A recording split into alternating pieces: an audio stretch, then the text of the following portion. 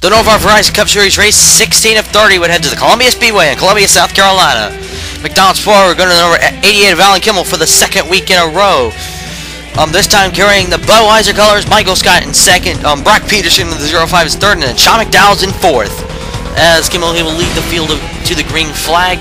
This track very similar to Kansas, but watch how this unfolds. Brock Peterson, he will get to the race lead about going to turn one. Brock Peterson, he would go for the race lead, and he would go and take the lead down the back straightaway.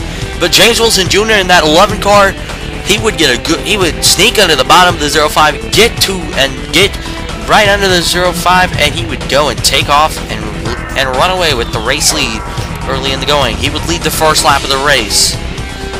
However, just a couple laps later, he would get chased down by Jed Kierland in the 76. Kierland will make a match out of this. This race will have no yellow flag whatsoever. But however, this track's been very intense. Kierland takes the lead, but then about a few more laps later, Wilson will come and fight back and get the 76 back. As you see, Scott Johnson in the 58 coming in, Todd Piper, and then Thomas Sawyers from the 16 were also coming along.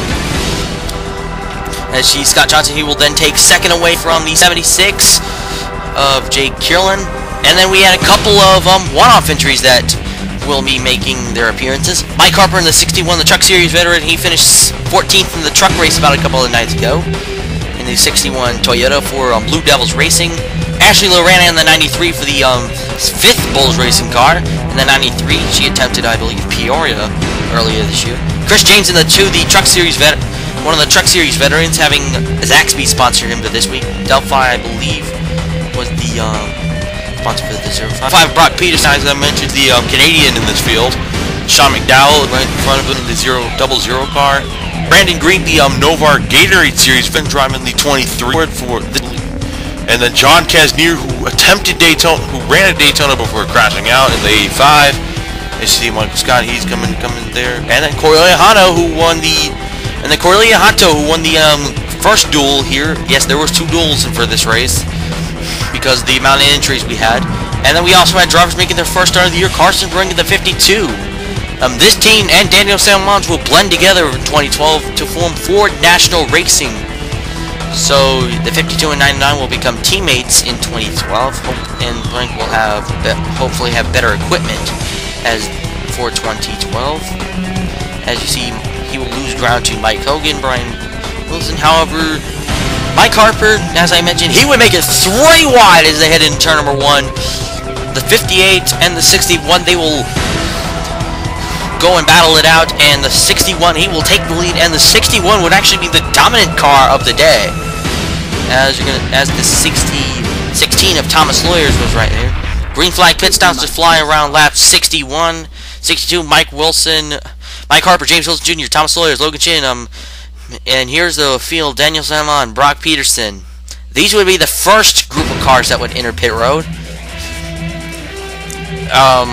I saw half the field actually stayed out for the first cycle. Everybody but Mark Mongillo, Josh Mertz, and Eddie Johnson would pit the following lap. These 3, they would all go for 1 extra lap. Mongillo would actually get credited for leading a lap as he won last week at Ottawa. Josh Mertz in the 81, he's in second. Those 3 would eventually pit, and this would turn out that Thomas Sawyers would actually take the lead away from Mike Harper. Before the cycle, Thomas Sawyers was 7th. Now he's going to be in the race lead. However, Mike Harper would catch them up, and from here until about lap 95, they would be going side by side and passing each other a lot. As you see, the second group, as here is another one where Thomas Sawyers is going to retake the lead away from the 61. These 2 would battle it out until lap 95, until Luke Warren and Logan Chin and Shane Clark, the 3rd all came along. As you saw, Logan Chin and Luke Warren, they all passed the 16 Thomas Sawyers, and Luke Warren in the 14, he will go and make the move on and pass the 61. As you see on the 61, he will back off completely in the 14 of Luke Warren, who came in here, I believe, 2nd in points. Will take the lead. Logan Chin, the 72, his team owner, is also right behind him.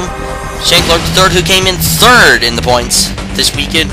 Jaron Lansall is running, I believe, down just barely in the top 20. It would appear that Shane Clark, the 2nd, would have been the car that could catch the 14, as Clark is 3rd in points, as I mentioned. and he actually got a couple of top 10s this past several weeks. But with just 3 to go, Logan Jin, he would get under this 98, and he would get a good charge, and this would actually help Luke Warren as he would run away with the lead.